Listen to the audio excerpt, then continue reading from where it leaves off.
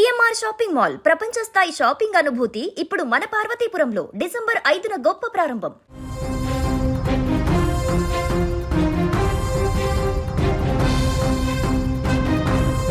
ఓవైపు చలి, మరోవైపు వర్షాలు తెలుగు రాష్ట్ర ప్రజలను ఉక్కిరిబిక్కిరి చేస్తున్నాయి.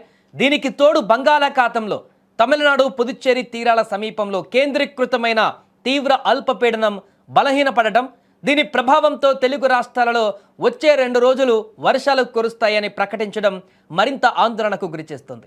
అంతేకాకుండా నేటి నుంచి ఉష్ణోగ్రతలు మరింత తగ్గేటువంటి అవకాశం ఉందని తెలిపింది వాతావరణ శాఖ. ఈ మేరకు ప్రకటన విడుదల చేసింది. ఇక అల్పపీడనం ప్రభావంతో తెలంగాణ రాష్ట్రంలో ఇవాళ అక్కడక్కడ తేలికపాటి వర్షాలు కురిసే అవకాశం ఉన్నట్లు హైదరాబాద్ వాతావరణ కేంద్రం తెలిపింది. ఇవాల్టి నుంచి రాష్ట్రంలో రాత్రి కనిష్ట ఉష్ణోగ్రతలు మరింత తగ్గుతాయని వెల్లడించింది. గాలిలో తేమ తగ్గడం వల్ల రాష్ట్రంలో చలిగాలుల తీవ్రత పెరుగుతుందని కూడా వెల్లడించింది. ఇదిలా ఉంటే ఏపీలో కూడా వర్షాలు కురుస్తాయని వాతావరణ శాఖ తెలిపింది.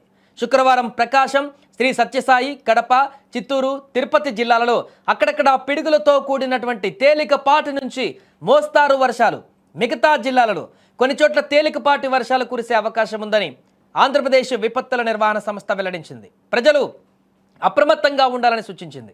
దీనికి తోడు దిత్వా తుఫాన్ ఎఫెక్ట్తో నెల్లూరు, తిరుపతిలో ఇప్పటికే వర్షాలు కురుస్తున్నాయి. గత 3 రోజులుగా విపరీతంగా అక్కడ భారీ వర్షం కురుస్తుండటంతో జనజీవనం స్తంభించిపోయింది. ముఖ్యంగా నెల్లూరులో అయితే అక్కడ కురిసిన వర్షానికి పలు ప్రాంతాలకు రాకపోకలు కూడా నిలిచిపోయాయి. వరద నీరు రోడ్లపైన నిలిచిపోవడంతో వాహనదారులు కూడా తీవ్ర ఇబ్బందులు ఎదుర్కొన్నటువంటి పరిస్థితులు అక్కడ నెలకొన్నటువంటి సిచ్యువేషన్స్ చూస్తూనే ఉన్నాం. అంతేకాకుండా ఇప్పుడు అల్పపీడనము బలహీనపడడంతో వచ్చేటువంటి ప్రభావం మరలా 2 రోజుల పాటు వర్షాభావ పరిస్థితులకు కారణం కాబోతుందనేటువంటి వార్త అక్కడ ప్రజలని కొంత ఆందోళనకు గురి చేస్తుంది. ఒకవైపు చలి విపరీతంగా పెరుగుతూ కనిపిస్తుంది, మరొక వైపు వర్షం. రెండూ కూడా ప్రజలను ఇప్పుడు అనారోగ్యానికి గురి చేసేటువంటి పరిస్థితులు ఉన్నాయి. ఒకవైపు స్క్రబ్ టైఫస్ అనేటువంటి వ్యాధి తీవ్ర ఆందోళనకు గురి చేస్తున్న సందర్భంలో మరొక వైపు ఈ చలిగాలులు కూడా వచ్చేటువంటి అవకాశం ఉంది, వర్షాల తీవ్రత కూడా పెరిగేటువంటి అవకాశం ఉంది.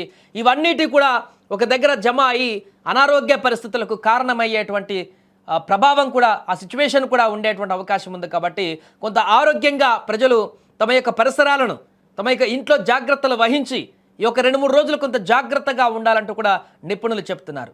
ఏదేమైనా ప్రస్తుత వర్షాభావ పరిస్థితుల కారణంగా చాలా జిల్లాలలో ప్రజలందరూ కూడా కొంత అప్రమత్తంగా ఉంటే బెటర్ అంటూ కూడా సూచనలు చేస్తున్నారు.